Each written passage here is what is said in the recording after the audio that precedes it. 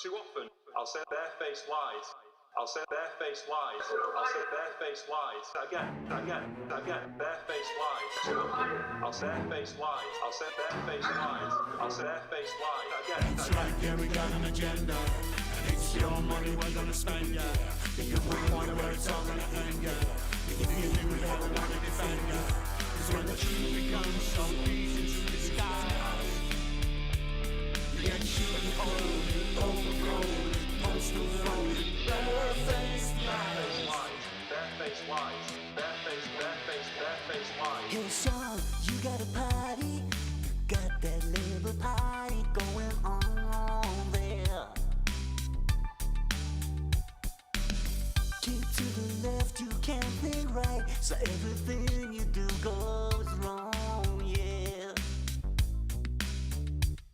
Incompetence just leads to disaster. Corruption brings it on even faster. What you say? That's right, yeah, we got an agenda. And it's your money we're gonna spend, yeah. Do you wonder where it's all gonna end, yeah? Do you think we ever wanna defend, yeah? 'Cause when the truth becomes so easy to disguise, you get shitty cold, overgrown, postal phone, barefaced. That's right, yeah, we got an agenda. And it's your money we're gonna spend, yeah. Do you wonder where it's all gonna end, yeah? Do you think we ever wanna defend, yeah?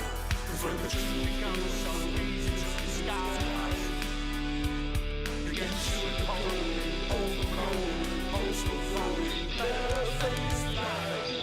Barefaced lies. Barefaced lies. Comrades, you always told us you'd build us all a new Jerusalem, yeah.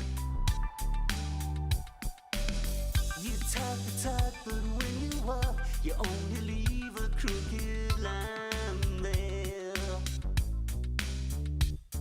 And you don't see the trouble that's brewing if all you do is just what you're doing. That's right, yeah, we got an agenda.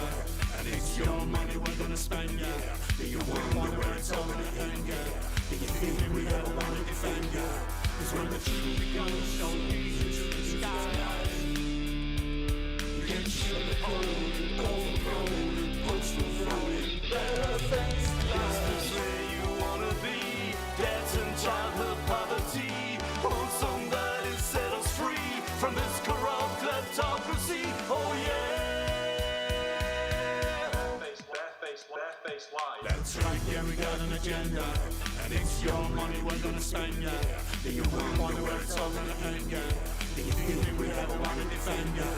'Cause when the truth becomes so easy to disguise, you get shitty cold, overgrown, postal phone, barefaced. That's right, yeah, we got an agenda. And it's your money we're gonna spend, yeah. Do you wonder where it's all gonna end, yeah? Do you think we ever wanna defend, yeah? 'Cause when the truth becomes so easy to disguise, you get shitty cold, overgrown, postal phone, barefaced. That's right, yeah, we got an agenda. And it's your money we're gonna spend, yeah. Do you wonder where it's all gonna end, yeah? Do you think we ever wanna defend, yeah? 'Cause when the truth becomes so easy to disguise, you get shitty cold, overgrown, postal phone, barefaced. That's right, yeah, we got an agenda. And it's your money we're gonna spend, yeah. Do you wonder where it's all gonna end, yeah? Do you think we ever wanna defend, yeah? 'Cause when the truth becomes so easy to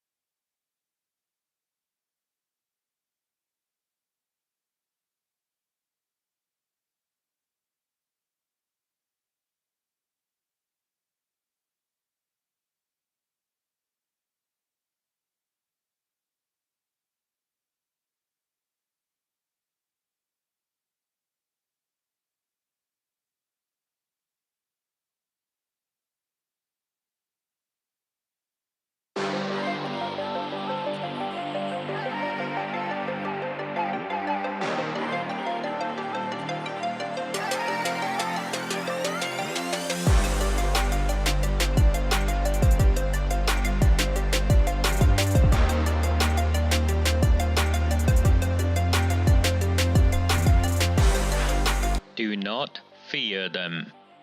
Do not fear any of them.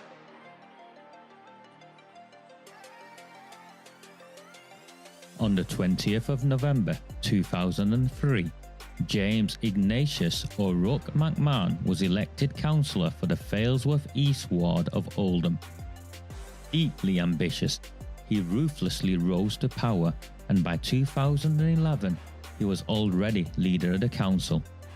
In 2015, exploiting a Labour Party loophole, he became MP for Oldham West and Royton. If only the people of the town knew then what they now know. Do not fear them. Do not fear any of them.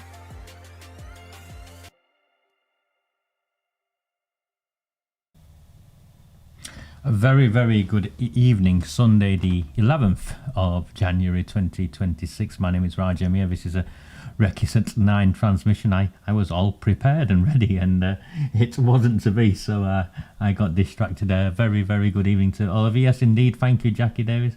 Hit the like button. That would be very, very nice. Let me fix this. If you were with me yesterday, this had shrunk and now it's gone big, so or the vice versa. So okay, I hope you found yesterday of value.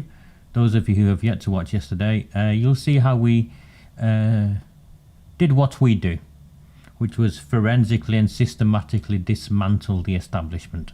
In this case, it was the local democracy reporting service, a woman called Charlotte Hall, and her MEN article. And the MEN article, of course, went live yesterday, and they tweeted it.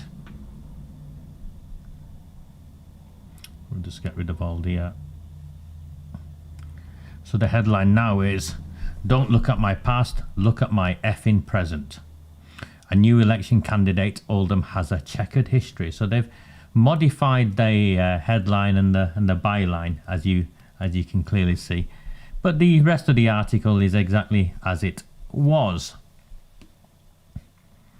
You can see him looking, rather gangster-like with his suit and his look. You can see what's gone on. This is just a puff piece. And those of you who've asked me, yes, 100%, I will run a workshop this week. It won't be tomorrow. I've got to be at the doctor's tomorrow, so it won't be tomorrow.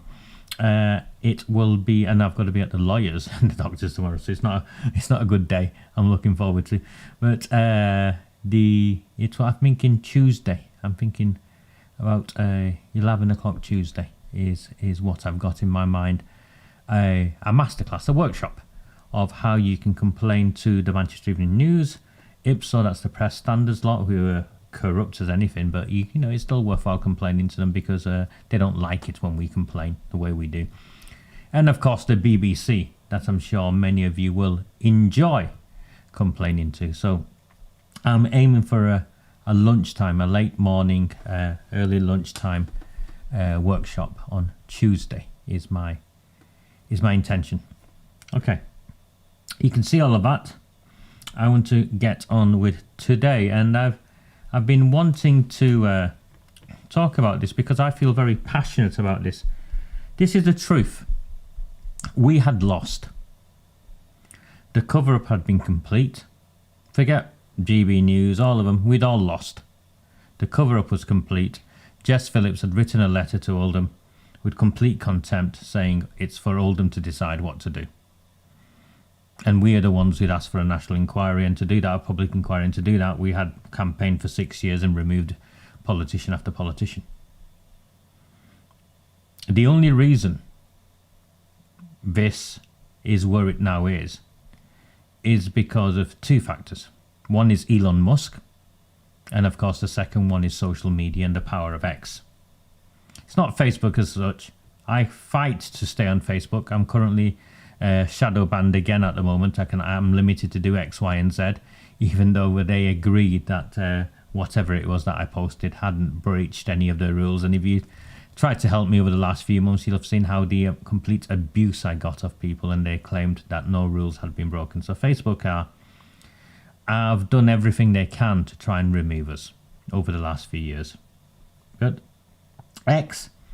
Many of us have found refuge in X, and it's because of Elon Musk and X that we managed to get this out. And it is where it is. And of course, the Prime Minister and the Labour Party and the establishment are determined to get rid of X, limit X, restrict X. And I want to play something and read something. So give me 1 second.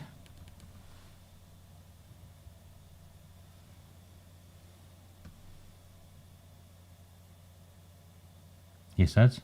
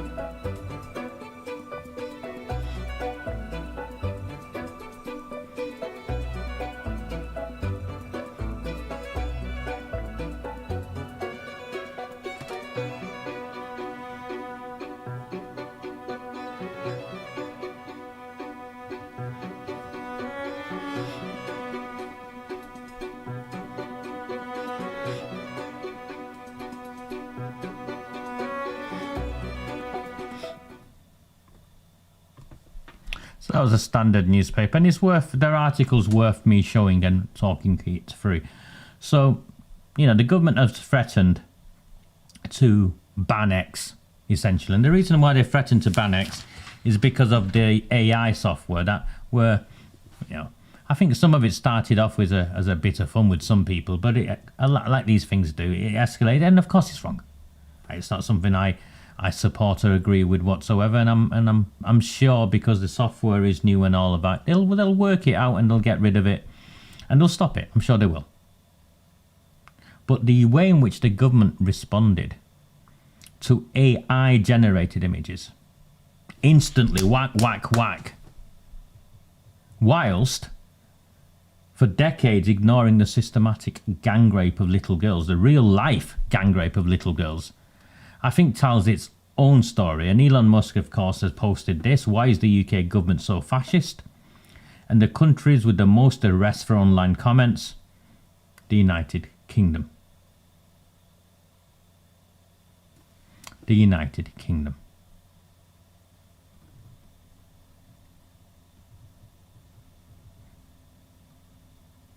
So, listen to Liz Phillips.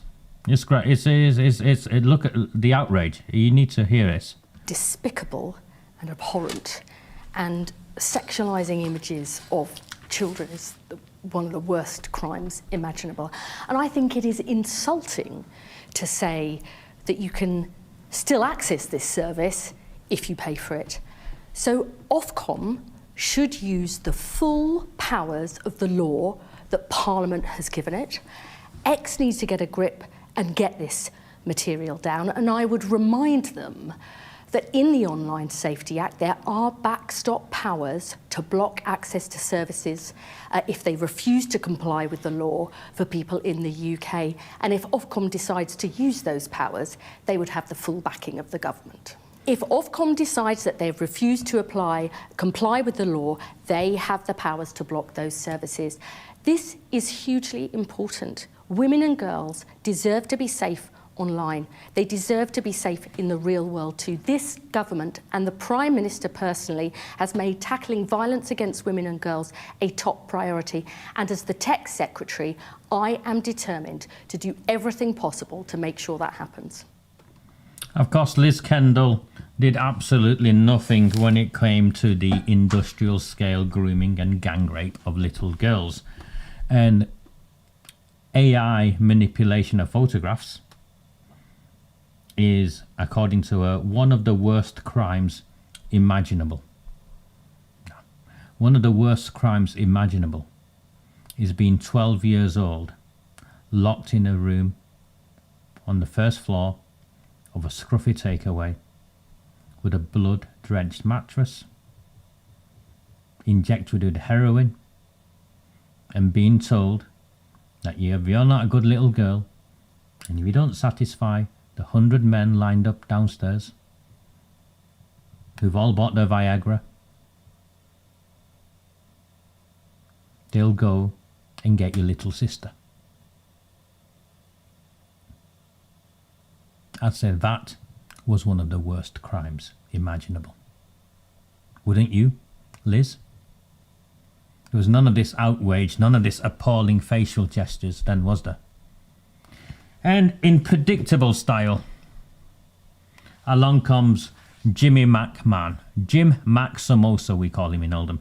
We call him Samosa, the Samosa nibbler, because of these reliance on the Muslim postal votes, which you'll see in a minute, and he'll turn up to all the parties and nibble on a samosa.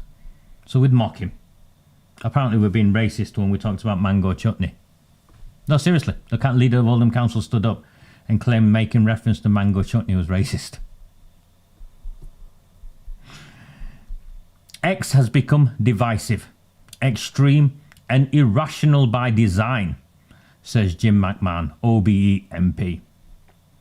But I honestly didn't think elected politicians, however small in number, would line up to defend the platform of willfully ignore the generation of sexual abuse images, particularly against children, like he ever gave a stuffer about children. This is a man neck deep in the cover-up of the gang rape of children, tried to sue me, told him I'd see him in the High Court, not heard from his lawyers again. Same with the Labour Party. Not heard from the lawyers again. Because the evidence is clear, this man should be on trial. He should be on trial for misconduct in public office, and he should be put in prison for life. That's how clear the evidence is of what he and his team did in Oldham whilst he was the leader of the council. So here he is attacking X. Of course he's going to attack X, because without X, he would have got away with it. So he now sees the opportunity as the MP, the weasel he is, because he's a weasel, because he limited the responses. No one was allowed to reply to his comments. He turned off the comments. Regulation needs to catch up, and quickly, not just to this issue, but to the systematic radicalisation and normalisation of extremism taking place in plain sight. What is the systematic radicalisation and normalisation of extremism taking place in plain sight? MP McMahon, of course, made reference to us as far-right, racists and conspiracy theorists, for what we have now exposed as being true, that politicians like him were involved in the cover-up of the industrial scale gang rape of this nation's children. It's time to show that no one and no platform is above the law. I couldn't agree with you more, Jimmy McMahon. It's time to show that no one, including you and your ilk, the political establishment, the politicians, you're not above the law. And by the time this is finished, we will see you in prison. Or maybe he'll take a one-way flight. What do I mean? He also released this. Well, it's been a very busy return back to Westminster after the Christmas and New Year break, as you would expect. But one issue that's really come to the fore for members of the Bangladeshi community is the decision by Biman Airlines to cancel the Manchester to Sylhet route. Now, this affects over 20,000 people in the Bangladeshi diaspora across Oldham, but it also affects people immediately who actually purchased tickets in good faith, only to see that those flights have been cancelled. Now, this is a lifeline for many families in Oldham. They are first, second generation. They have immediate family back in Bangladesh. And of course, those visits to visit loved ones for special occasions, or even when loved ones fall ill, are absolutely critical for maintaining that link. So we are in contact with the airline as well as the Bangladeshi High Commission to do what we can to try and get that route continued. But we know that this is quite a distressing time for those who have flights already booked and for those planning visits in the first half of this year. What do we say to that?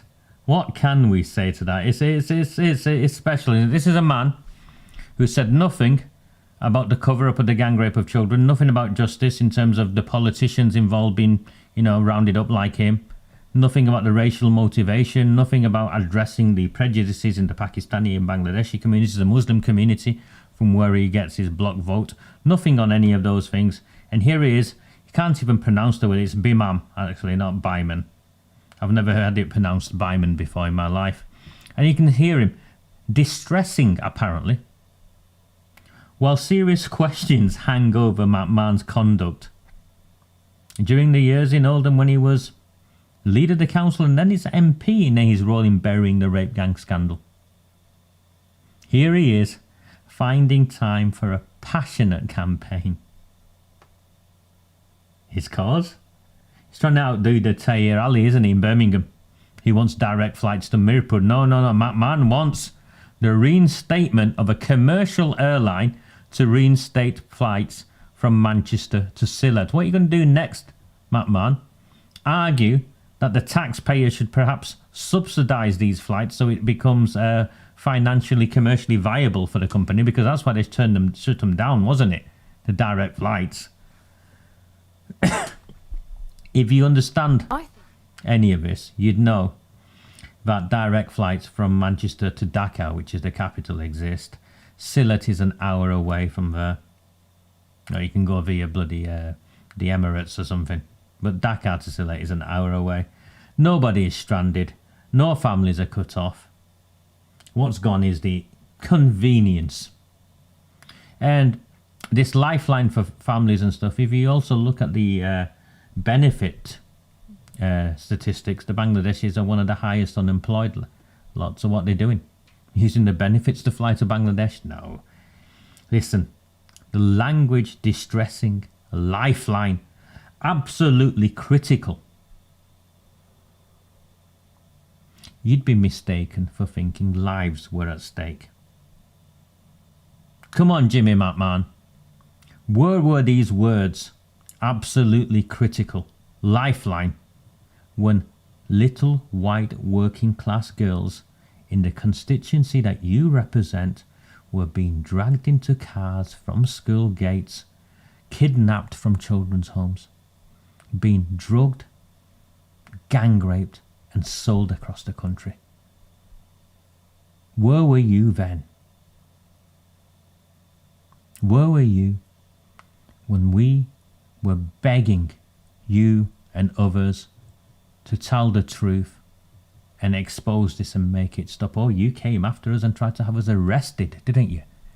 You went to the National Crime Agency to try and have me arrested, yeah? You went to people's employers to try and have them sacked, didn't you? Tell me this is inaccurate, Jimmy McMahon. This is what you see here with McMahon. He's desperate for the Bangladeshi vote. There's a split in Oldham. The Pakistanis are more Islamist. The more Pakistani sectarians, the Oldham group. So you can see what's gone on there. He wants the Bangladeshi core vote and he sees this as a way of keeping hold of that Bangladeshi vote. What are you going to do next? Secretly fund a mosque? Oh, I forgot your council did that already.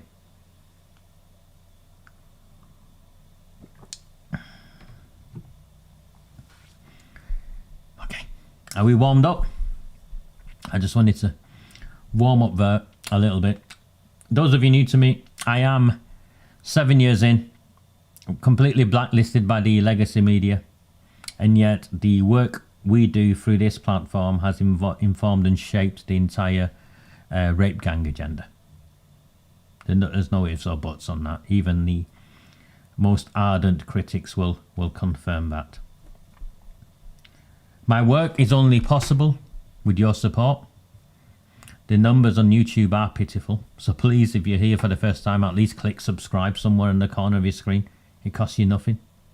If you can, sign up to my newsletter, Red Wall and the Rabble. It's completely free. You don't have to pay a penny. All of my work is free. But if you can, sign up for £3 or £30 for the year, or buy me a coffee. Our numbers have stalled, and we, despite how far we've come, the next stage, they're bringing in the heavy guns. They're trying to rig the national inquiry. Burnham and his team are flexing their muscles and trying to go for Prime Minister. McMahon is rewriting history. Jess Phillips believes, with the support of Beth Rigby and others, she's come out the other end. And we will. We will have missed the opportunity that so many of us, for so long, have never thought would come. Our only hope is in numbers and getting our version of what is actually taking place out into the public domain, which is why I want to take you to the next story. If you just give me one moment, I'll bring it up.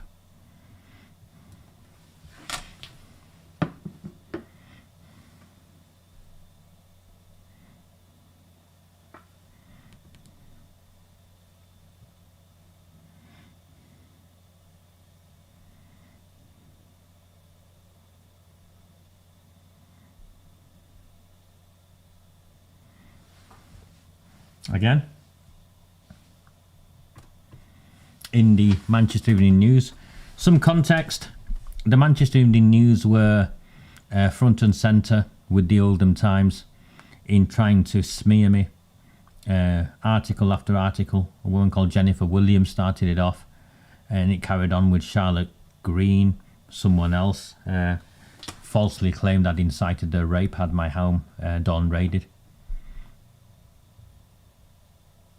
And when I started this with Warren Bates and the former councillor and former magistrate Hughie MacDonald told me they went to the Manchester Evening News all those years ago, and the Manchester Evening News refused to run with the story of what we now know is true. Children were being dragged into shisha bars and the council were covering it up.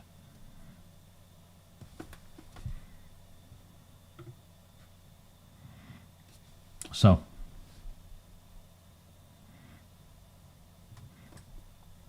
here is the Manchester Evening News continuing to fulfil its role as cheerleader, not just for the Labour Party, but ambassador for Andy Burnham. It might as well be the press team for Andy Burnham. How Andy Burnham responded when asked to promise to put safety of girls before fear of upsetting people. Can you promise us all now that you will put the safety of our young women and girls before the fear of upsetting people? Now, I've got his 10-minute monologue and I've got my response, but I want to share with you this article because it puts it into context. Has he been on the pies? He seems to have... that's not grok giving him a belly.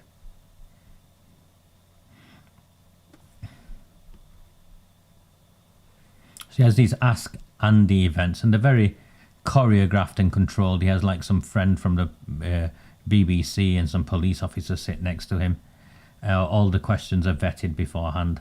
All of that takes place, and pretends it's is transparent. Is anything but transparent. Is Andy Burnham. And this is the article. Yesterday we talked about Mills and Boone. Well, I'm not sure what this is. The snow was falling, and there was a noisy protest group outside the 4C Community Centre in Ashton-under-Lyne last night as Greater Manchester Mayor Andy Burnham held his regular public Q&A session. the Ask Andy event, chaired by ex-Northern Agenda editor Rob Parsons, saw Mr. Burnham quizzed about topics including crime and housing, trains and community integration. But it was the final question of the night, watch here from 1 hour 40, I've got it, that promoted the most heated response. One young man, his name's Zach, he's actually from Tameside Way, young man with aspirations in reform, I think, so good luck to you, Zach, and very well done, brave. It's easy to say what you do, but when you're in that environment, even if it's a placid question, a pleasant question like you asked, even then it's challenging to do that, so well done to you. One young man put it to the mayor that several inquiries across the United Kingdom have found the fear of being labelled as racist and other titles have led to failures to act on predominantly Pakistani Muslim gangs targeting predominantly white girls.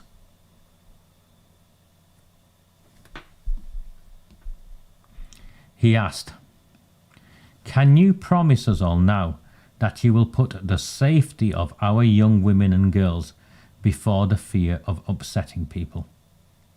Because the Labour government that you were a part of, up until 2010, appeared to put our girls last in areas such as Rochdale, Oldham and even Tameside."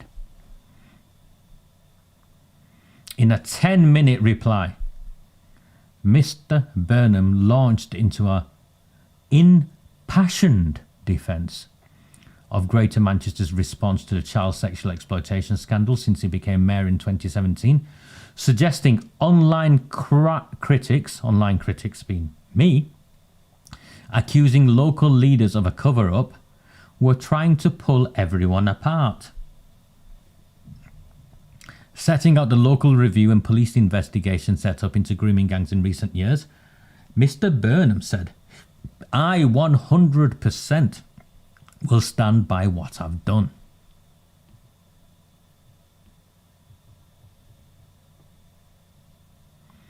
"I would never turn away in the way some of these people describe. Nothing is more important than the safety of kids to me living in Greater Manchester, and any allegation that I don't take that totally seriously as my top priority is a complete affront as far as I'm concerned. The way people just throw around on social media, well, I don't do that. I've never done that. You lying piece of shit. You used your official account to say I regularly mislead people, and then you wouldn't respond when I asked you where and how. I never would do that, and I'm confident now I have a police force here that's absolutely with me at my side, operating in entirely the same way."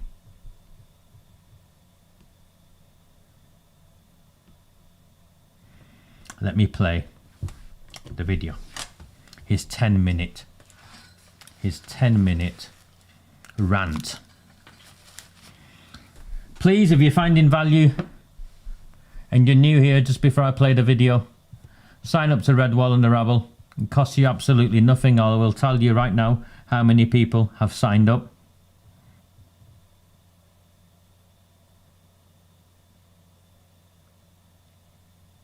One person.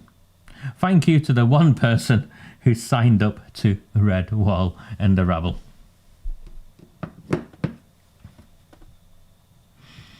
Let me.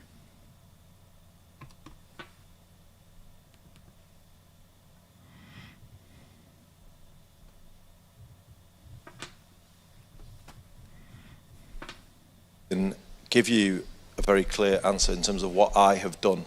And it's actually an opportunity for me to speak very personally, because I get attacked online about these issues, and I want kind of you to have an answer tonight. I want this audience to have an answer, and I hope some of it might get out into the wider Greater Manchester world and wider world. I was elected in May 2017. This was even before what happened at the Manchester Arena. The programme, Three Girls, and the documentary Betrayed Girls was aired literally within a day or two of me taking office. I think actually on the day I took office, about Monday the 8th of May, something like that. I had been Shadow Home Secretary before I left Westminster, and I had dealt directly with Rotherham issues in that context. So I knew, a lot about the issue. And I heard Maggie Oliver speak, I didn't know her at the time, speaking for the first time on Radio 5 Live, commenting on those programmes that had been on the TV about Rochdale particularly, saying that she had been part of an investigation that had been closed down overnight and just, shut down. So, I know this isn't what people say, but I'm not the politician who hears something like that and says, well, nothing to see here. I commissioned the largest inquiry, the longest running inquiry into child sexual exploitation, or let's say into the activities of grooming gangs that this country has seen. And that was established at that time, but it got going in 2018. And the people we brought in to do it were the Rotherham review team, the people who were recognised as rigorous when it comes to this issue. It had three components at the start: an investigation into Manchester and what Maggie Oliver had said about what was called Operation Augusta, which was closed down in 2005. It had a second stage which was going to look at Rochdale and the issues well known there that were the subject of those television programmes. And then it was to have a third stage to say, learning all of the lessons of all of that, are we able to assure the public of Greater Manchester that things have been done now to make sure that there is never a sense, we look at everything that was done and we look at the reasons why those decisions were taken and make sure that there's the change in culture, the change in practice needed to put safety of kids absolutely number one in every single thing that we do. And if you look back, you can go back, and I think Rob reported on this, so you can jump in and tell me if anything I'm saying here is not correct. We had the Manchester report in 2020. It was called a blistering report by the Manchester Evening News at the time.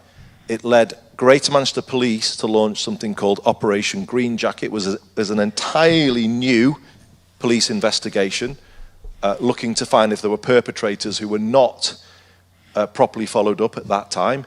I don't know, Stephen, how many arrests, charges and convictions we've had under Operation Green Jacket now. It's way into the double figures, I think I'm right in saying. We then had a request from Oldham to add a further stage to the inquiry before the Rochdale report, because there were rumours circulating in Oldham around this issue and some of the things that have been done or not done and not followed up, and things the council had not followed up. And I received a request to initiate an Oldham inquiry, but it came through a different route because the wider thing was already ongoing. But I accepted that request. I agreed to it and asked the review team to add it to what they were doing. But it was different. It wasn't a sort of high profile. It was more about things that were being said, rumours that needed to be investigated. So the nature of the Oldham inquiry was different. But nevertheless, that review team did it. The review team that created a report that was called Blistering by the Manchester Evening News, and would later look at Rochdale after Oldham. And similarly, the chief was there, Kate was there, I was there. I think you may have been reporting, Rob. Again, absolutely, hard-hitting report when that Rochdale report came out. The suggestion then is that we somehow covered up in Oldham. But how? I mean, how would that, if people are putting that allegation at me, well, that is impugning the review team, the people who'd done those other pieces of work. That's saying that they were complicit in, it's an utter nonsense. And there are people online, I don't know, for their own purposes, are kind of circulating stories that are constantly meant to look as though the whole Greater Manchester system, we did the exact opposite.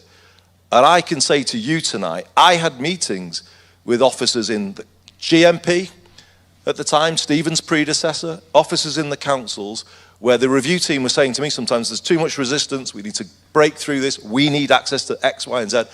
And I had those meetings with Kate's predecessor, with Kate as well, as we went through this process. Greater Manchester did not look in the other direction. Greater Manchester was unique in many ways as a city region, not just one little sort of place. As a whole, we looked directly at this issue. We held a complete mirror up to ourselves, and we went through that whole process to the point beyond the Rochdale report when we came to the final stage, which was overseen by His Majesty's Inspectorate of Constabulary. Ofsted were involved because of the Children's Services side of things, the CQC from the Sexual Health Services side of things.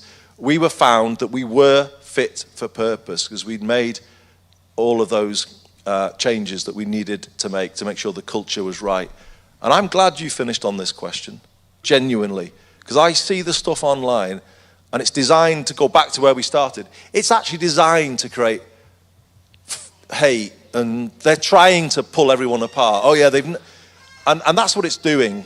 And I'm really glad I've got the opportunity to say 100% we have never done what they accuse us of doing.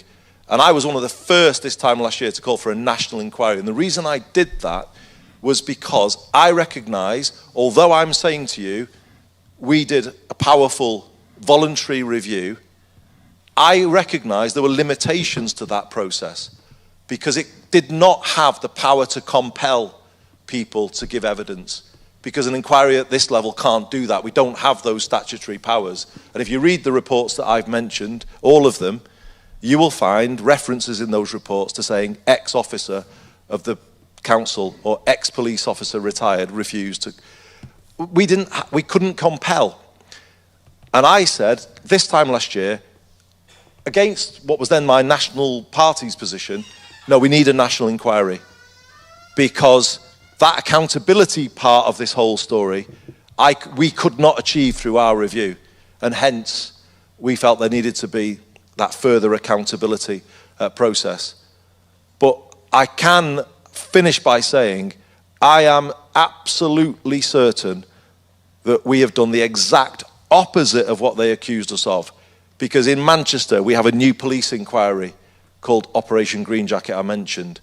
In Oldham, we have a reopened new police inquiry called Operation Sherwood that has started to bring charges against perpetrators who should have been dealt with before.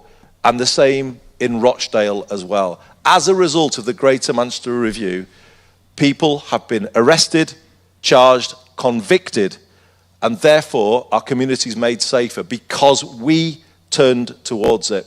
And I say it to you, you've asked a very fair question, and it's a matter of public concern, and therefore it deserves an honest answer in a forum like this. But I 100% will stand by what I've done. I would never turn away in the way some of these people describe. I wouldn't let any consideration of, nothing is more important than the safety of kids to me living in Greater Manchester. And any allegation that I don't take that totally seriously as my top priority is a complete affront as far as I'm concerned. The way in people just throw that around on social media. Well, I don't do that. I've never done that. I never would do that. And I'm confident now I have a police force here that is absolutely with me at my side, operating in entirely the same.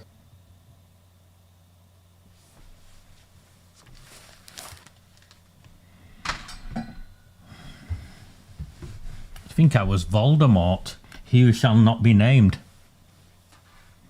Listen, Andy Burnham. Your assurance review in Oldham was a cover-up of the cover-up. The facts, the evidence, I have all of that, and I have challenged you repeatedly to name a time and place, and I will be there. And let the people decide if the evidence I present demonstrates how your assurance review was a cover-up. But I will just say this to people now. He defends himself in part by saying he was one of the first to call for a national inquiry, and then gives his reasons. He didn't have the powers to compel testimony and all of that. We said all of that at the time his assurance review was published, and he never said a word. He never supported calls for a national inquiry or a public inquiry. And he sat there whilst his friend, Jim McMahon, Debbie Abrams, neck deep in what took place in Oldham, posted on Commons letter-headed paper that we were racist, far-right conspiracy theorists. A line had been drawn. This was the end of the matter. And this was one of the most comprehensive reviews of its kind. Now, he waited 2.5, nearly 3 years before he supported a national inquiry, and even then he supported a limited national inquiry. So on public record, everything I attack him with is in the public domain. When you tell a lie and then you've got to tell another 10 lies to cover the first lie, you know where it leads. And the reason I'm still here, Burnham, McMahon and all of you, is I don't lie. So that is why my story has been consistent from the outset. The only reason Burnham opened his mouth in support of any form of national inquiry was because Elon Musk had blown the lid off all of it. And our voices, my voice was being amplified in a way it had never been. And I was putting evidence out there of not just what had happened in Oldham, but what Burnham's police force and Burnham's Labour Party did to me to try and keep this hidden. And he talks about police operations, Operation Green Jacket, Operation Sherwood, Operation Lytton's the other one in Rochdale. He doesn't mention Operation Hexagon. He doesn't mention Operation Hexagon because he'll be in prison for what Operation Hexagon was. It says there was a Greater Manchester Police and Oldham Council joint operation to come after members of the public who dared speak out about the gang rape of their town's children. Name the time and place. He won't, because he knows what I'm about and what we're going to do. So you can see here, you've got an MEN article. Let me find it.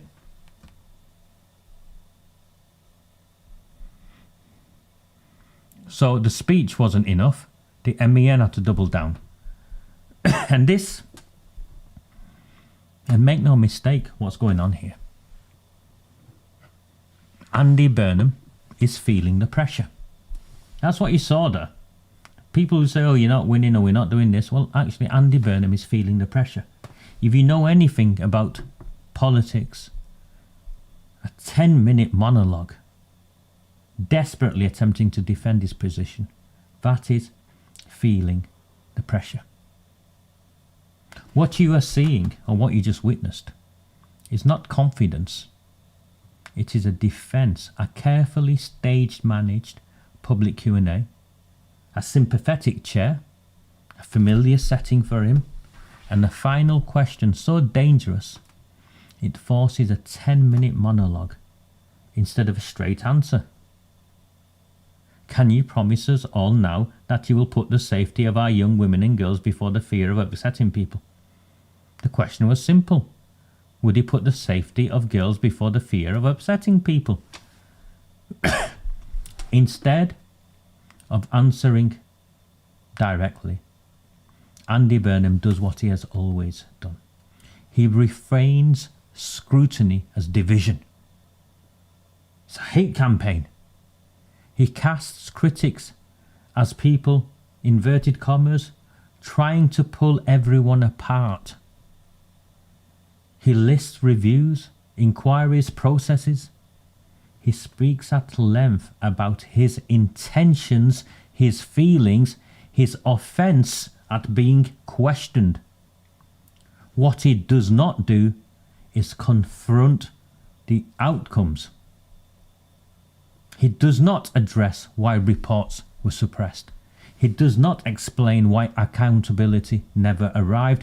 He does not explain why victims waited whilst institutions protected themselves.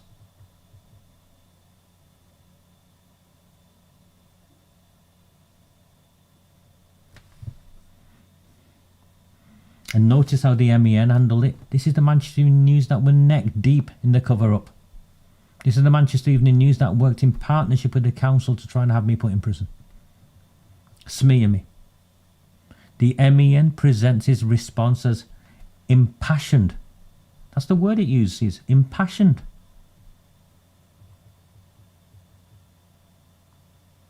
It cushions him with context. It never interrogates the record. You can see it there, I've read it to you. It never interrogates the record. There's no journalism here. This is a protection racket. What they did with Irish Imi yesterday, they are doing with Andy Burnham today. Maybe Irish Imi and Andy Burnham are of the same political space. Who knows? But the Manchester Evening News is protecting both of them, whitewashing both their reputations. Don't worry. The article only exists because the pressure is rising. Because silence is no longer holding. It's my friend Claire, who's hopefully here this evening, who messaged me, worried that she's going to be sued. Don't worry about that.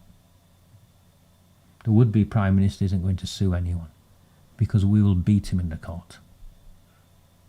The questions are now being asked in public rooms, not just online. Now, I'm going to tear Burnham's response apart in the same way I did Irish Image yesterday. Not the headlines, not the framing, his words. I'm going to rip them apart for you right now. And then we will look at them against his record.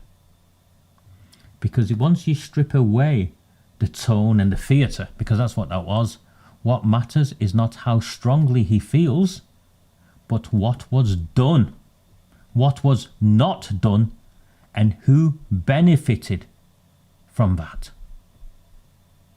That is where this is heading. Now, the first thing I want to do. So you see it, and I want you to go and type this man's name in.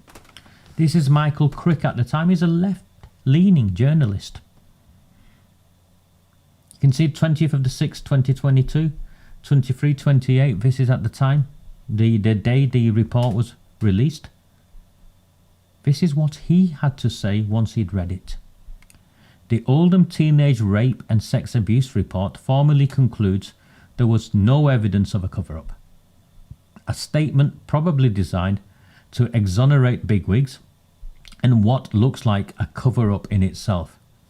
His own words, Michael Crick's own words. Inspect the report in detail and you'll find several examples of cover-ups.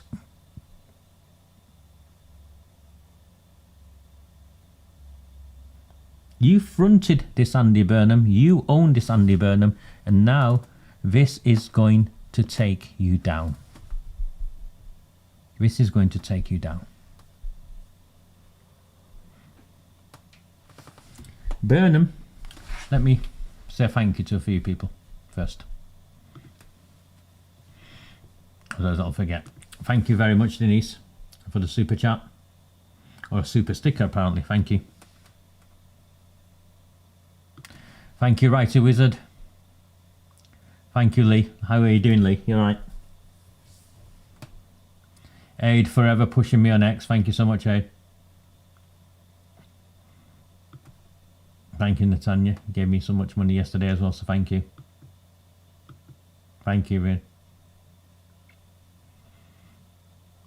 Thank you, Melanie. Thank you so much. Thank you.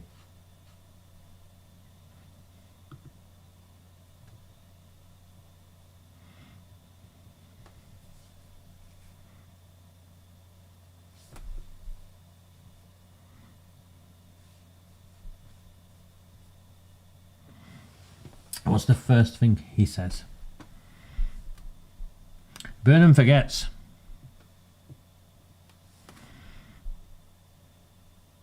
Or maybe he doesn't forget, which is why he's getting worried. I was trained to do this. First thing he says, I can give you a very clear answer in terms of what I have done. First words. Burnham immediately reframes the exchange around his own actions. This is the first sleight of hand. The question was not what he has done. The question was whether he would put the safety of girls before the fear of upsetting people. By switching the frame from priority to activity, he avoids committing himself. A direct answer would have fixed his position. Instead, he talks around it. That allows him to appear responsive whilst leaving the central question unanswered. It's a technique that they are taught. And it's the first thing he did. What is it? Is it one of the Fabian Society techniques? I think it is, isn't it?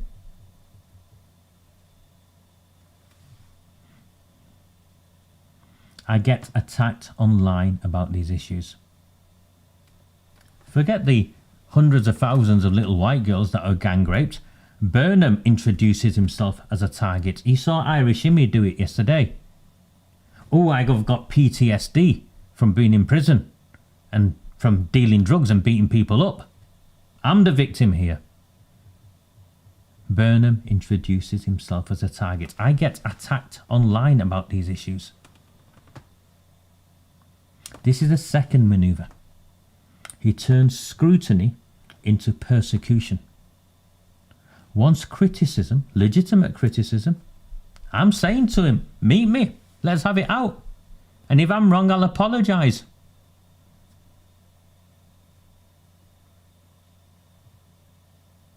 And I'll deliver your leaflets for you to be Prime Minister if I'm wrong. But I know I'm not wrong. I'm not calling him names. I'm not threatening violence on him. He's a politician who oversaw a report. I'm saying that report is a cover-up and I've evidenced it. Once criticism is framed as attacks, the substance of that criticism no longer needs to be engaged with. It's a tactic, it's a technique, it's a maneuver. The audience is invited to feel sorry for him rather than examine the record. Yeah? The focus shifts from abused children to a politician's discomfort, to a millionaire politician's discomfort. He says, I was elected in May 2017. I had been Shadow Home Secretary. Who gives a Burnham appeals, what he's doing there is appealing to authority and experience. It's known as credential shielding. He's telling the audience that because he was senior and knowledgeable, his decisions should be trusted. But this move also carries an unspoken admission. If he knew the history of Rotherham, he said himself, then he knew exactly how institutions fail and how warnings are ignored. If you knew about Rotherham, you knew the shortcomings of that report. So why did you commission a report with no powers? Experience should not lower standard, it should raise it.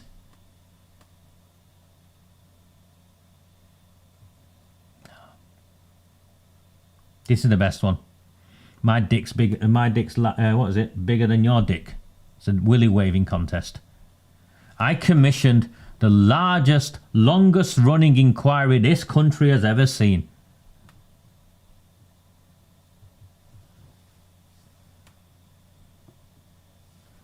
His emphasis is on size and duration. This is called scale substitution. He uses largest and longest to stand in for effectiveness. What he does not say at this point is that the inquiry was non-statutory and had no power to compel evidence. There's no point waving your big willy around, Andy.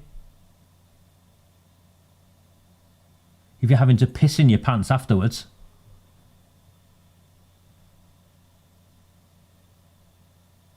Largest and longest. What about effectiveness?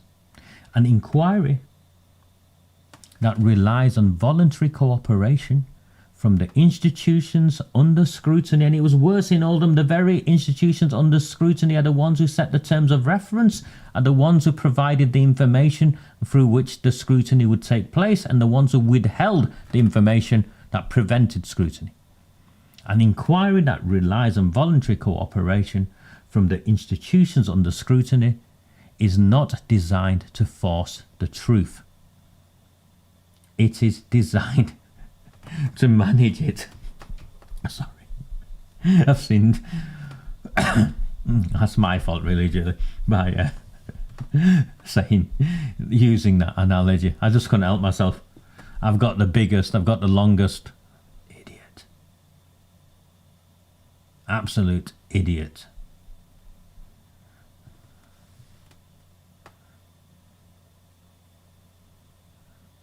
We brought in the Rotherham review team. Now, we've already exposed one of the Rotherham review team, Ridgway, on recording as saying he's a Labour Party man.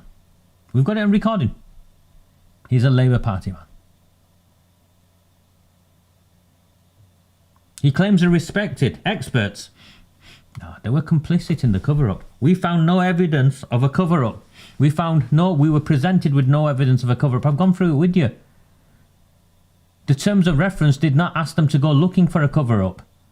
So they were waiting for people to bring them evidence of a cover-up, and the people they were speaking with had been identified by the very council and the police who were involved. And it's already been proven that the council prevented at least one of the survivors from testifying, and the other survivors, all the other 10 case studies, were only consulted just before it was released to say, we've used you in the inquiry. They didn't interview them. These are facts.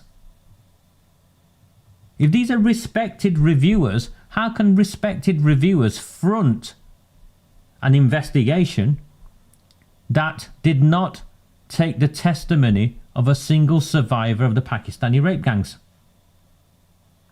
Explain that to me. Anyone in the Labour Party explain that to me, and then you will understand why I say Andy Burnham is neck deep in the cover-up, because he knew this. And he still fronted it. He turned up to my town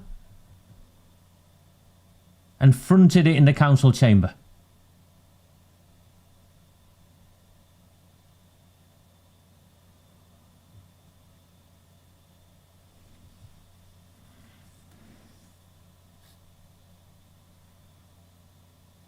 We brought in the Rotherham review team. The terminology I use here is, this tactic is called responsibility diffusion. By foregrounding the review team, he implies that criticism of the process is criticism of their integrity. You heard him there. That is false. Even if they were doing their job, reviewers do not set the powers they operate under. It's the political leadership that does it. It's Andy Burnham and the Greater Manchester Combined Authority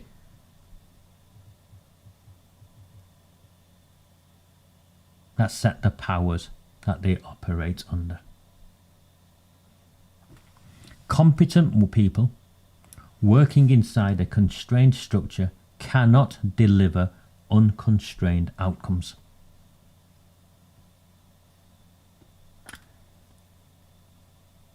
Is it Jerry Maguire? What's the movie? You can't handle the truth? No. So the truth was kept from us from the design. Like Burnham didn't know that his He didn't have statutory powers. If he asked me what happened, and I'm happy to have this out with him, he knew full well what he was doing and was helping facilitate the cover-up. Tie this up, look after the Labour Party, look after his mates, Jim McMahon, Debbie Abrahams, Sean Fielding, all the others, Arud Shah, and sort this out so it goes away. Billy Big Bollocks, Andy Burnham. I'm here, I'm the man, I'll solve this. How do you feel now, Andy? You can sue me if you want, lad. I'll see you at the High Court. The one to be Prime Minister against Raja Mir. And I'll use your very own evidence against you, you numpty.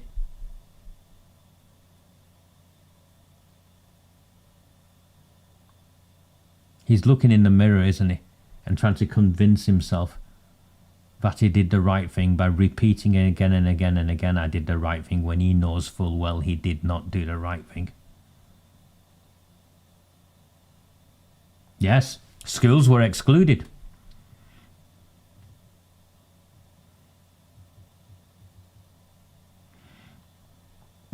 It had 3 components at the start, so that's him describing all of it. Burnham outlines a framework focused on learning lessons and improving culture. He said it himself.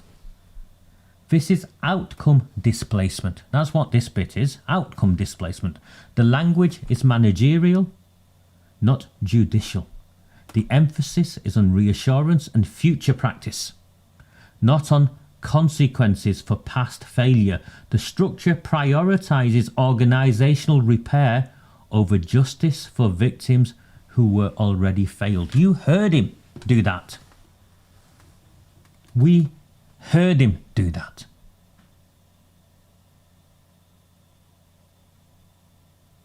It's easy, isn't it, Burnham? Talking to a 20, 21-year-old, 22-year-old kid. No offence to Zach, he did very well. But you're not going to do it to a man like me, are you, lad? No.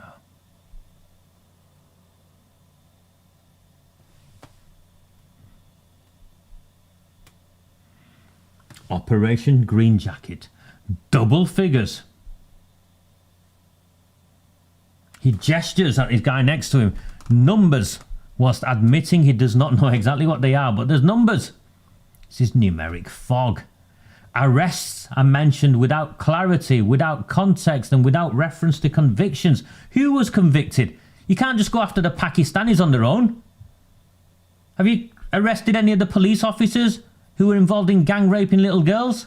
Have you arrested the social workers who were selling them from the children's homes? Have you arrested the politicians who helped cover it up to protect the votes? The audience is meant to infer success without being given anything solid to assess. The activity is being presented as the achievement. I can tell you categorically that Operation Sherwood that he makes references to, there's been so many arrests, not a single charge, I don't think, definitely no convictions. The first action of Operation Sherwood was to go and knock on the door of a survivor, one of his first actions, to go and knock on the door of one of the survivors and warn her for speaking with me. It's right, isn't it, Burnham? If that's not part of a cover-up, then what is? If harassing survivors and threatening them with arrest are not the actions of a cover-up, then what are the actions of a cover-up?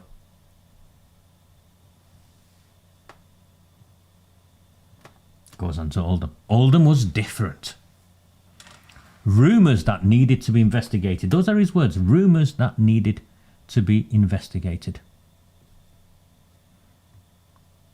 Burnham is downgrading the nature of their concerns. You scumbag, you now know, even your report confirms that girl after girl, child after child after child in my town was groomed and gang raped.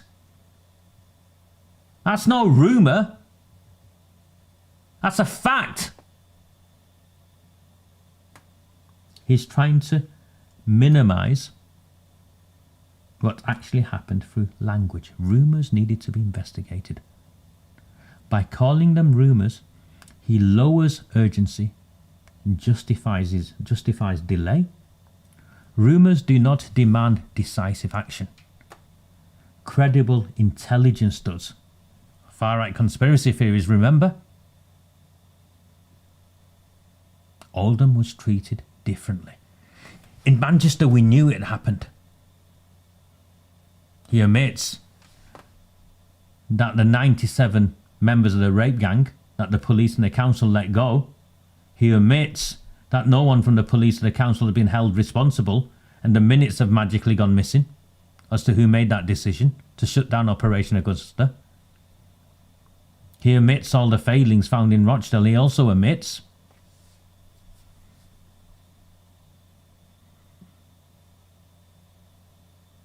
that Shabir Daddy Ahmed, the ringleader of the Rochdale grooming gang, was a member of his Labour Party, in and out of the MP's office, hired by the council, where he had access to children that he took away to be raped. Sold kids from his little black book hanging out the Pakistani community centre. Rumours, were there, Burnham? No. I don't operate in the sphere of rumours. The suggestion then is that we somehow covered up in Oldham. His words. The suggestion is that we somehow covered up in Oldham. Burnham restates the allegation in distorted form. It's that straw man argument. This is straw manning, that's what they call it. The claim is not that review teams fabricated findings. The claim is that political leadership chose limited processes, allowed delay and managed exposure. By collapsing those distinctions, he avoids engaging with the real charge. The report, the review, was a cover-up. And we've evidenced why it was a cover-up. Even this guy, Michael Crick, is making reference to the cover-up.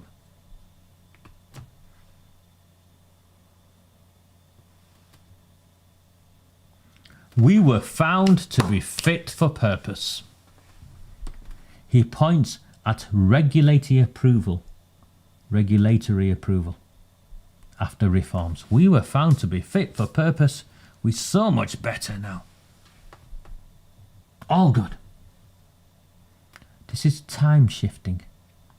Present capability is used to deflect from past failure. It doesn't matter if I raped a girl last week. I let a granny sit down when I was on the tram today, and it was full. It's all good. This time shifting is disgraceful. Present capability is being used to deflect from past failure. You can now see it. I'm breaking it down. As I'm breaking all of it down to you, you can see it. Being deemed fit later does not answer why victims waited years or why resistance persisted when it mattered most, even after his report was published. 2.5 years between the publishing of his report in Oldham and him acknowledging limitations in his assurance review and supporting a public inquiry. And that's only after the global outrage. Improvement after exposure does not erase earlier criminality, does it?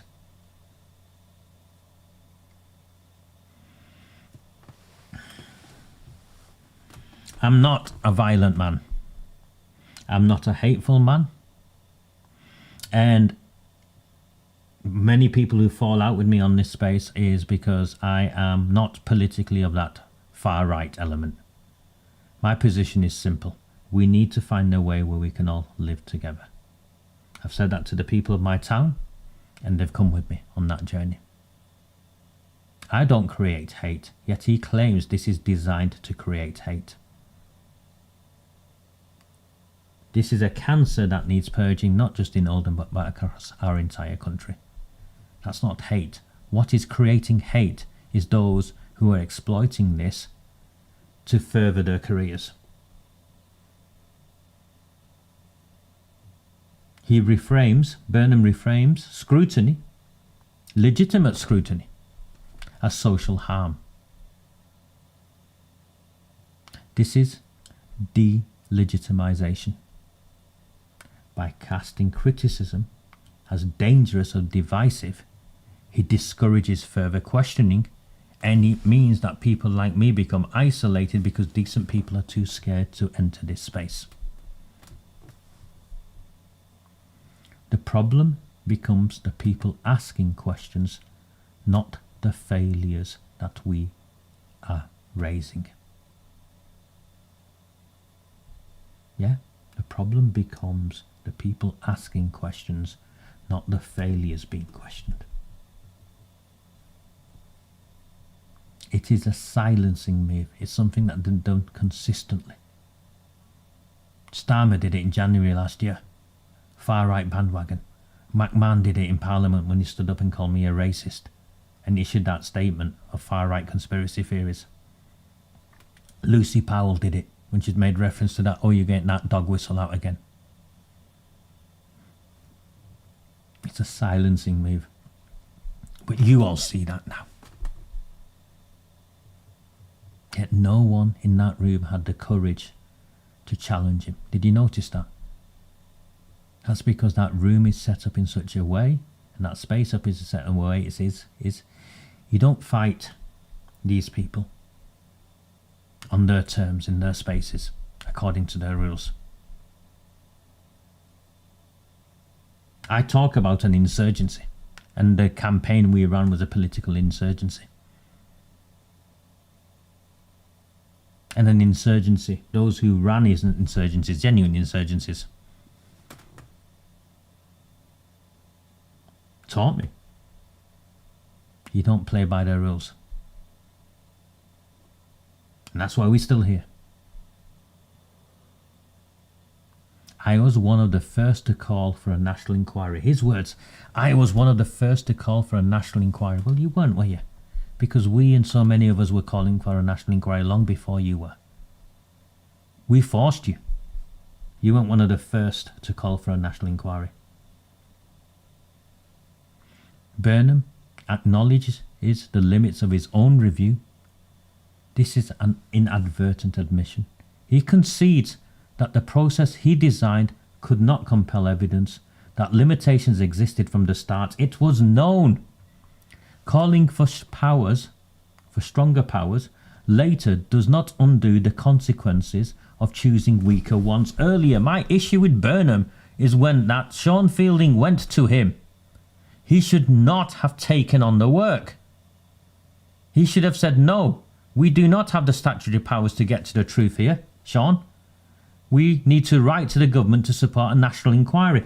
All this time we're campaigning for a public inquiry. He's pushing this assurance review, and once it's published, his friends who are neck deep in the cover-up use his limited assurance review, a cover-up, to attack us and say this is the end of the matter, and all the time he keeps his mouth shut. And that's why you, Andy Burnham, are neck deep in the cover-up of the industrial scale gang rape of this nation's children, because your assurance review in Oldham was designed to cover up the truth and protect those responsible for what they had done to little girls.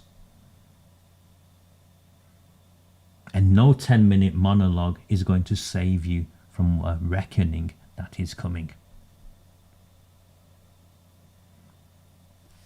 Operation Sherwood is bringing charges. His words, bringing charges. Burnham presents delayed action as vindication. Retrospective justification. Charges are not convictions. Action taken after years of inaction does not yet prove that the system worked.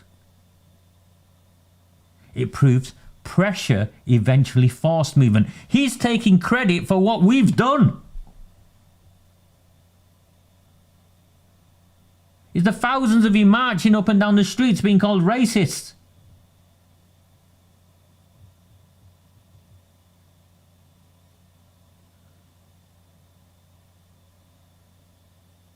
Going to the ballot boxes and voting.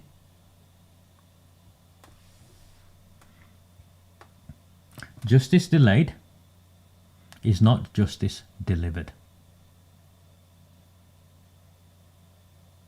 Bringing charges, Sherwood is. No. And he finishes with, I 100% will stand by what I've done. He asserts conviction. This is belief substitution. Standing by a decision is not evidence that it was the right decision. It simply signals refusal to revisit his. Yes, simply signals refusal to revisit the decision.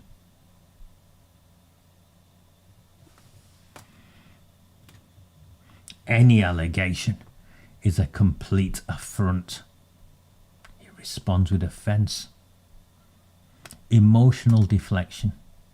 The criticism concerns decisions, delays and limitations of his work, of his assurance review. He answers with indignation rather than specificity, rather than the specifics. He won't meet with me because he can't argue with me on the specifics. I will ram the specifics down his throat.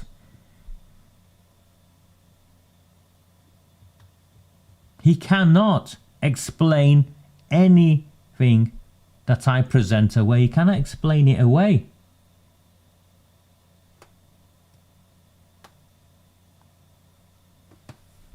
Why did your assurance review take the testimony of whistleblowers and refuse to use a tape recorder? And only selective notes at the discretion of your investigators was used to determine their outcomes. That then resulted in those whistleblowers not signing off on their testimonies. Why? Why did you use 10 case studies and then hide all the appendices of what those 10 case studies revealed? Why did you say there was no evidence of a cover-up when they looking for an evidence of cover-up was not in the terms of reference of your review? Why did you exclude schools, youth clubs? Why did you not interview a single teacher?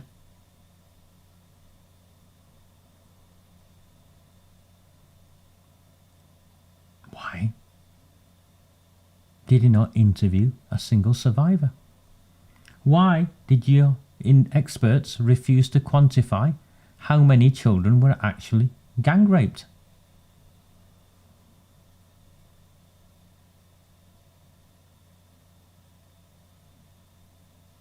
We can go on and on and on. I'm in the business of specifics.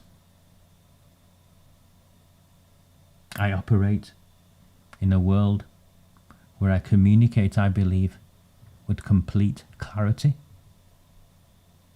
I open myself up to all of you. And yet, despite everything they've done, I am here, you are here, we are still here. Why? Because we are telling the truth. Burnham is not telling the truth. His assurance review was a cover-up. And we can evidence that. And that's why when he was asked a simple question, he avoided it by changing the frame, shifting the focus, and managing the tone. He spoke at length without fixing his position or confronting the failings of the review. This is not an answer. It is evasion executed carefully and at scale by a man who is very experienced at what he does. It's about power, protection, and a scandal that they are so desperate to bury. And at the centre of it is Andy Burnham, Mayor of Greater Manchester, the man who would be Prime Minister. And we have him rattled.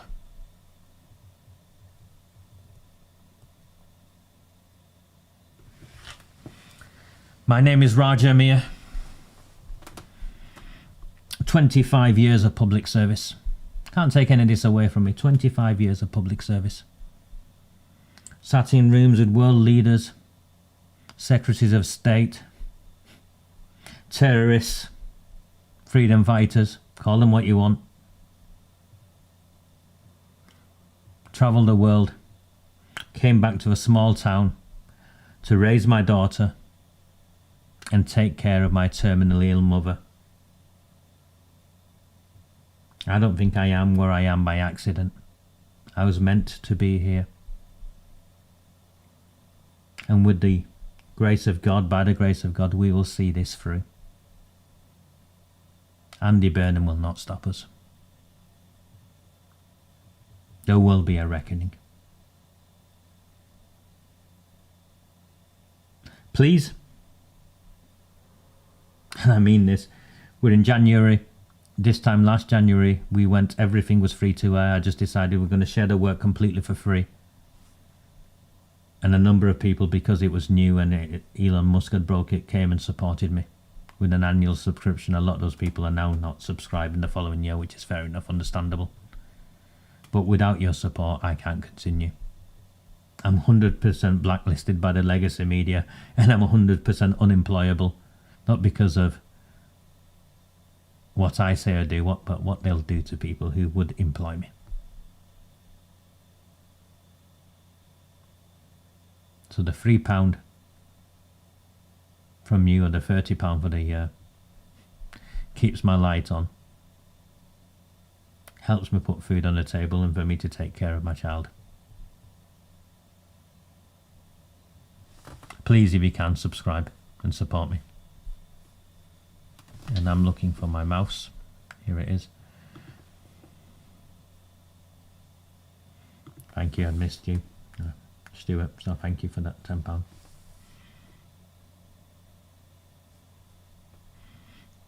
I'm here.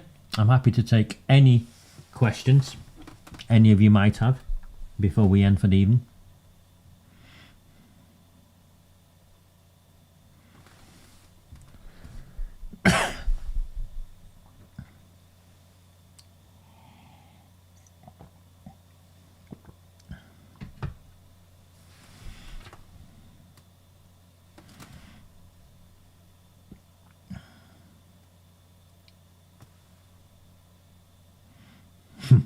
Byman Airlines, oh my. Well, he used to work in a supermarket, didn't he? Did he? Or was that Sean Fielding? Sean Fielding who worked in a supermarket. My opinion is it's the rape gang trials. Nuremberg style rape gang trials. I've written about it. I've not published it yet, Terry. I will publish it and share it. And my hope is that all of you who are reform supporters will push it at your reform branches and get it as part of the policy at the next conference.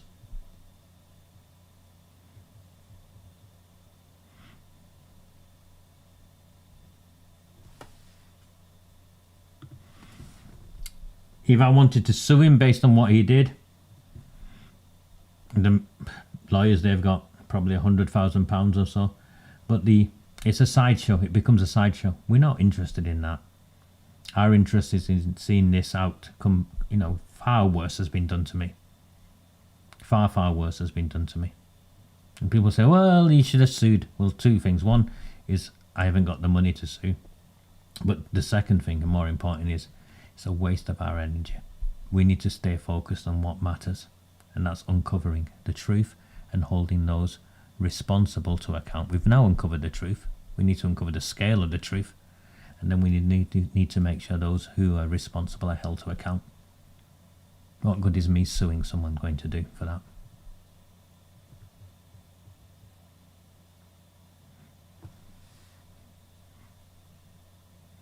He's a numpty. He's a numpty for thinking we're stupid. He should know better.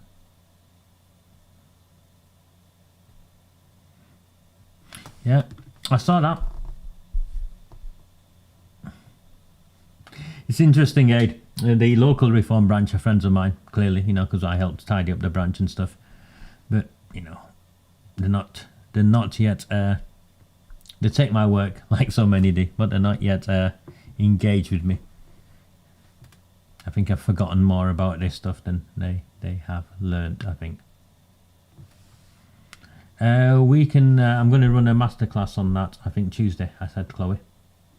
I'm hoping around lunchtime.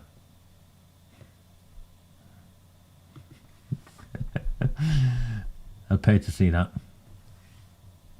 It does start in February. I've seen the areas and stuff. I'm ambivalent to it, if I'm honest with you. So let's see what happens. I spoke to Lewis today. I spoke to him this morning. Sunday, isn't it? I spoke to him this morning. He's okay.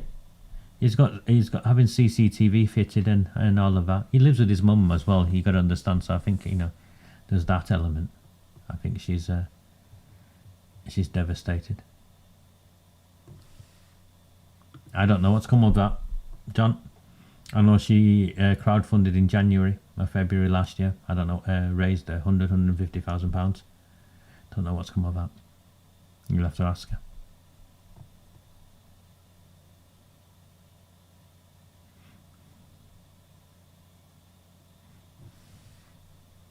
Well, if you've got a local reform branch, get them to invite me along as a speaker, Natanya, and I'll come and explain things properly.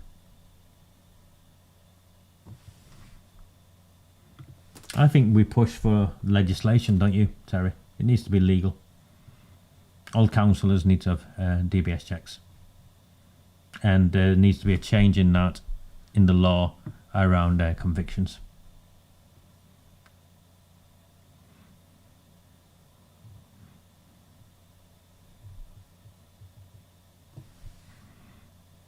The police have repeatedly arrested me falsely at the instructions of politicians. And the police are neck deep in the, not just the cover-up of the rape gangs, there's evidence of serving police officers who are involved in the rape gangs.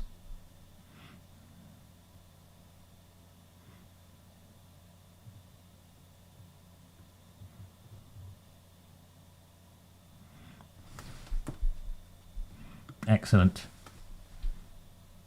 Takes courage to stand, Natanya. Takes courage.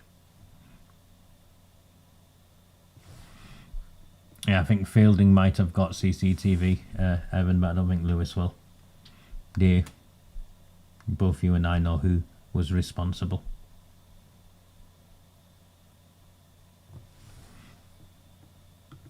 Agree, Alice. The law must be changed.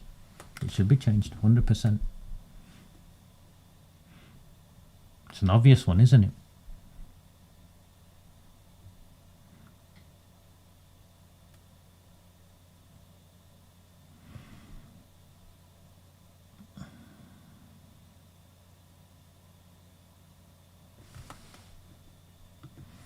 The inquiry is rigged. I've said it from the outset. The inquiry is rigged. I am scheduled, also any more questions that come in, I am scheduled to talk at one of Billy Page UK's events on Saturday. They've arranged it in Oldham. There's a problem though. They set the date between themselves, sent me details of the date, and I told them it wasn't a date I could do, and they said it was too late. They've decided that was the date. I could do the week before. I could do the week after. You know, I think I share with you, I have set times with my daughter, so I'd have to leave her somewhere to turn up, and I've got nowhere to leave her that day, and it's my niece's birthday as well in the evening, so I'm struggling to find a time to get to Oldham. Getting to Oldham isn't the issue. There's no way I'm taking my daughter to a protest, so those of you who are coming up on Saturday, please do come up on Saturday, but I'm not sure I can get there as it stands.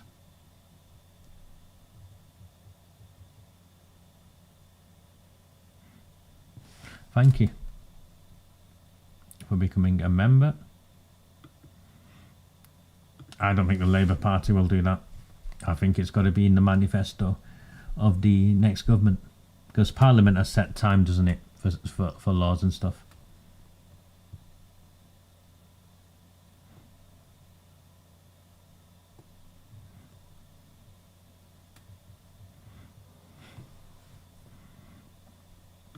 I think it's about spent convictions, and it's 5 years, but it was never designed.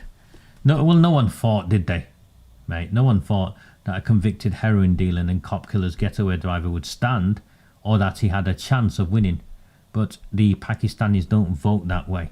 First and foremost, there's the postal vote fraud that's endemic in their communities. And secondly, they vote by clans. It's a clan representative. And then also organised crime has moved into that world. So the cartels vote accordingly and make sure that they go and get the postal votes to vote accordingly.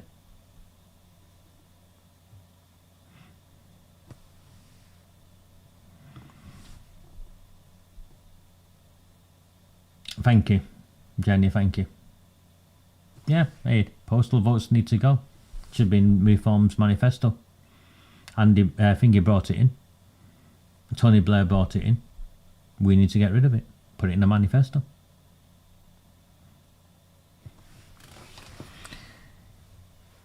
Well, if Irishimi gets in, what's going to happen? He's going to become mayor, isn't he? Come on, work it through. He's going to become mayor. If they made Brian Hoban mayor, or want to make Brian Hoban mayor next year, who do you think will become the mayor after that? Yeah.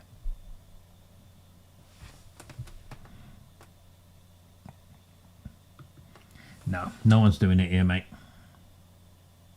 Maybe it's a conversation I'll have with Charlotte Gill. She's we follow each other online, and she does some really valuable work, I think. There's the Restore Britain lot who are doing bits, but I'm sorry, I follow their work, and I think they do lots of good stuff, but the lens in which they see this through is too narrow. But they're on their own journey, and yeah, let's see where they go. They are new as well.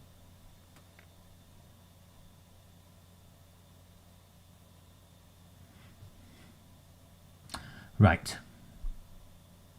Yes. Jesus wept. Gangster mayor. Well, what do you think is going to happen?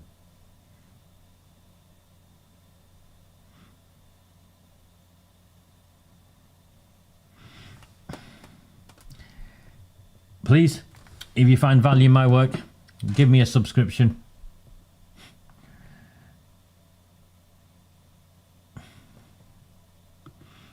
It doesn't work if you have a relationship like that. It doesn't work that way. And actually, my other thing with that is I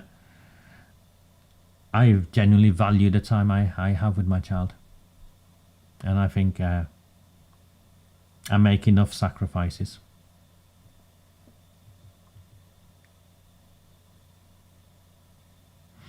So, thank you so much. I'm just looking.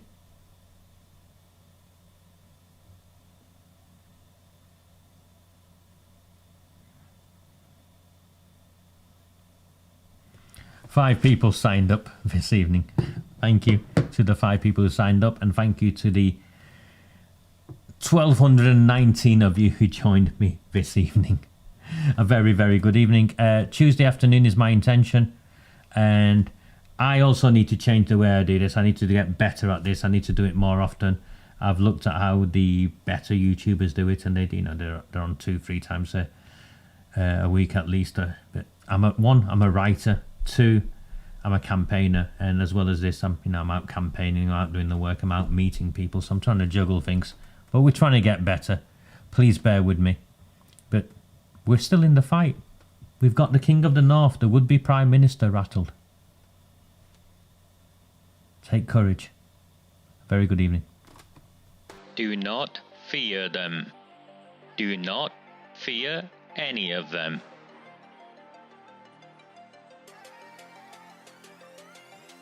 Do not fear them. Do not fear any of them.